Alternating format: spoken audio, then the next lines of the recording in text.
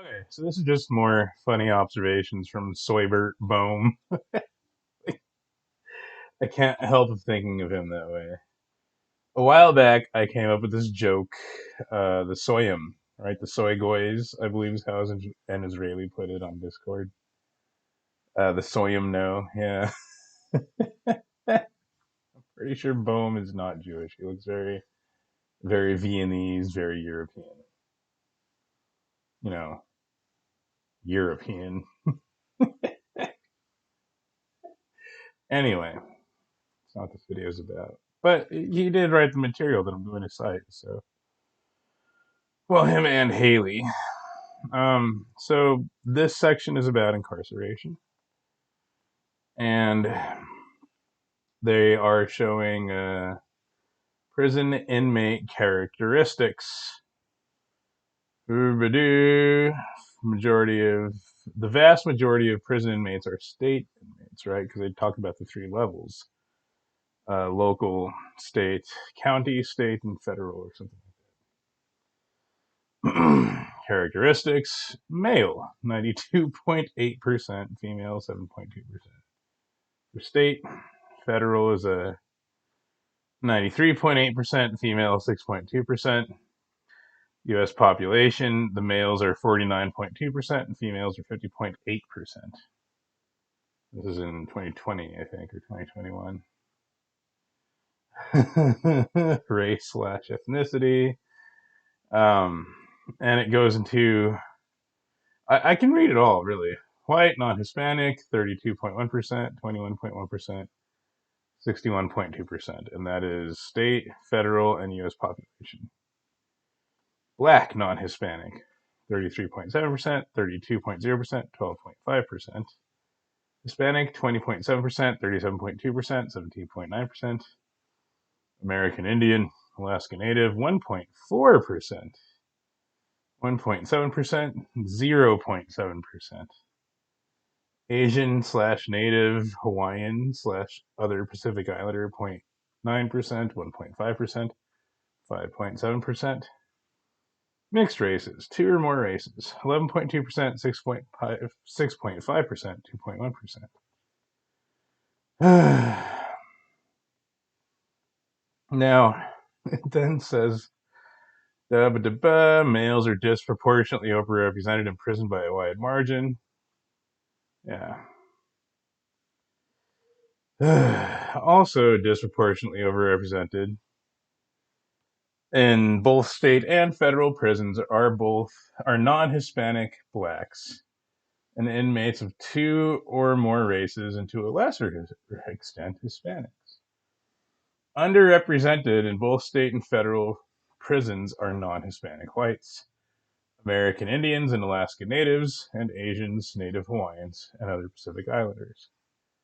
As shown in Table 10.5, there were approximately 2.7 times more non-Hispanic blacks in state prisons and about 2.6 times more non-Hispanic blacks in federal prisons than in the general U.S. population in 2016. At the same time, there were approximately 5.3 times more inmates of two or more races in state prisons and about 3.1 times more inmates of two or more races in federal prisons than in the general population in 2016. In the case of Hispanics, in 2016, their percentage in state prisons was only slightly higher than their percentage in the general U.S. population, 1.2 times higher, while their percentage in federal prisons was approximately 2.1 times higher than their percentage in the general U.S. population. As noted, non-Hispanic whites are underrepresented in state and federal prisons. If non-Hispanic whites were imprisoned at a rate commensurate with their proportion of the general U.S. population in 2016, there would be 1.9 times more non-Hispanic whites in state prisons and 2.9 times more non-Hispanic whites in federal prisons. Likewise, if American Indians and Alaska Natives were imprisoned at a rate equal to their percentages in the general U.S. population in 2016, there would be about 2.0 times more of these groups in state prisons and approximately 2.4 times more of them in federal prisons.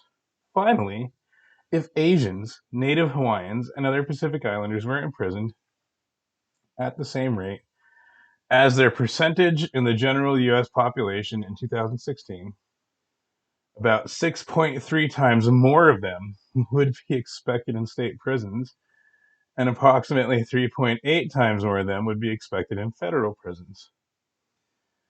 The overrepresentation of blacks in prison is a very heated issue in criminal justice, and research has not established a consensus on the reasons for overrepresentation. I can't take this seriously.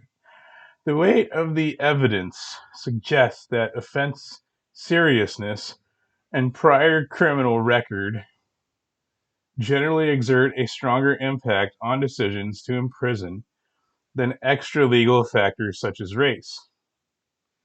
However, in her award-winning bestseller, The New Jim Crow: Mass Incarceration in the Age of Colorblindness, Michelle Alexander offers a more nefarious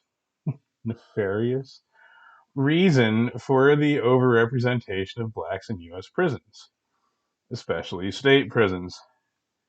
She claims that mass incarceration in the United States is metaphorically, the new Jim Crow, a stunningly comprehensive and well-disguised system of racialized social control and the damaging manifestation of the backlash against the civil rights movement. This guy really typed this stuff like he seriously means it. She adds that no other country in the world imprisons so many of its racial or ethnic minorities.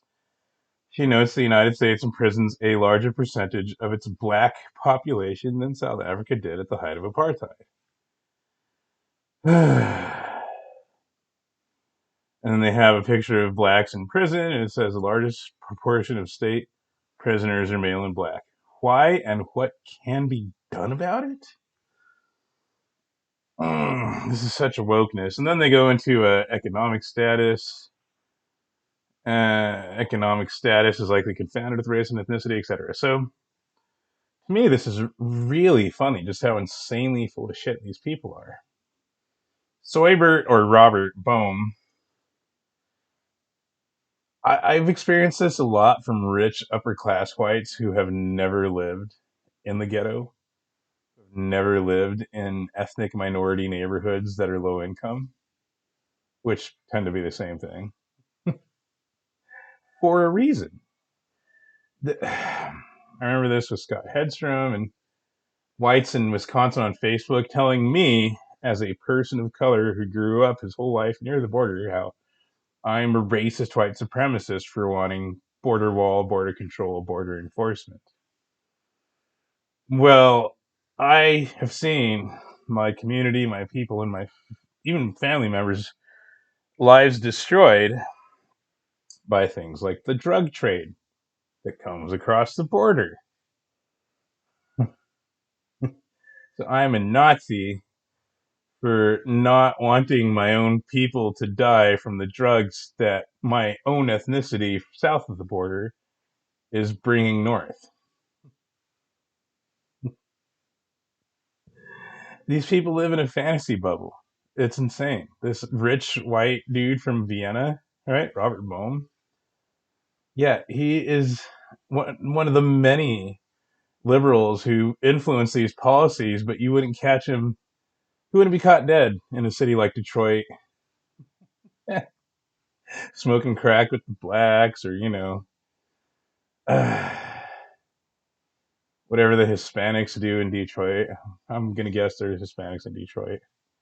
I'm not sure how much, but yeah, you know, this ivory tower liberalism, right? Really cracks me up because everything they're saying is there is a pattern where the decrease in racism has caused an increase in black crime. Therefore, what they call racism is just honesty.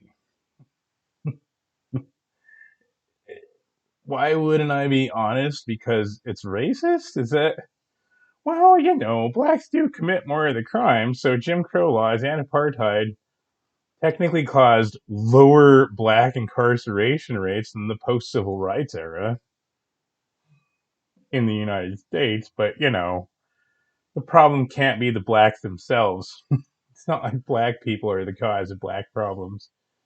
And they don't just contain it only to the black community. No, black problems spill out onto other communities in the form of crime, drive-bys, drugs, and so forth. STDs, lower graduation rates, lower competency in things like math and literacy. And marijuana, of course, also contributes to that. So that's really interesting because it's almost like the more that these globalists sort of force Whitey to lift up Blackie, right? Because blacks don't really feed themselves. They don't really generate food and income on average. There are black farmers, but there's such a small percentage of both blacks and the farming community that I think they're like less than 1 to 3% in both of those,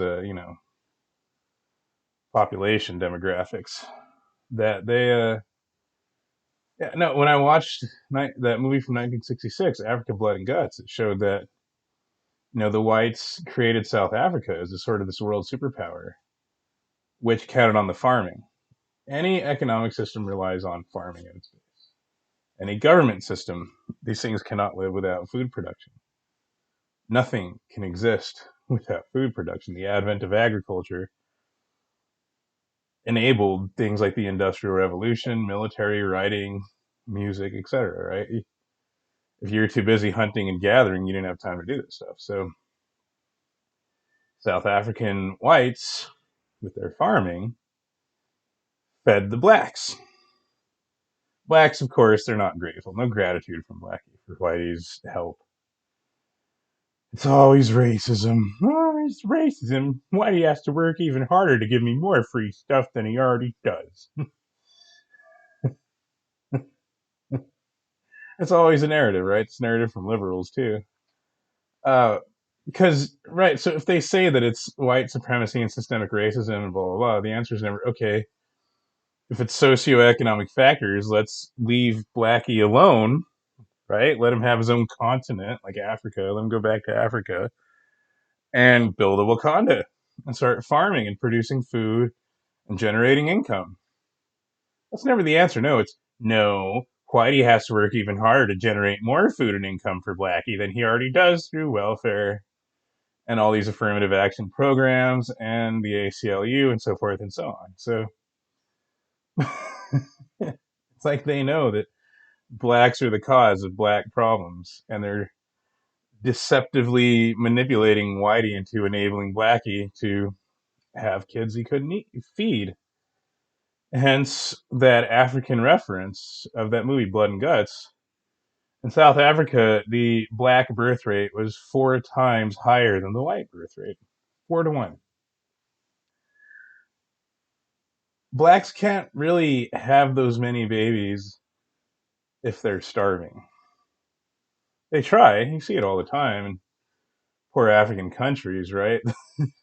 Those Africans will have like 9 kids in the middle of a civil war, a famine, and a drought, and an AIDS epidemic. Happens in Uganda, happens in, different places. So if it wasn't for agriculture produced not just by whites, I mean, Asians do agriculture too, so do a lot of other races. And some Africans do. This isn't meant to be a vague generalization of all races as a monolith, but if it wasn't for aid, European aid, Western aid, etc., to Africa, Africa wouldn't have all these problems that are caused by the overpopulation enabled through whites. So this applies to legal policy in the United States. Jim Crow and apartheid, they weren't racist so much as they were honest. The more quote unquote racism vanishes, the more black incarceration increases. To me, that's really simple. That's a scientific method, process of elimination, cause and effect, right? That proves the cause is not racism, is not the cause of the black disproportionate overrepresentation in crime and incarceration. If anything, that shows that being honest about the fact that blacks commit more crime and have, on average, lower IQs and lower impulse control and a higher propensity for violence, this is just suppressing the truth because it's politically incorrect or offensive or something. Hence the phrasing with words like nefarious, right? No, if racism decreases and black crime increases, this proves that what the cause of this situation is the black males themselves. That they're the reasons that black males are overrepresented in crime and prisons. Not whitey, not socioeconomic factors, not hidden racism and all this stuff. No, black people are the cause of black problems and other problems. It doesn't apply just to blacks, of course.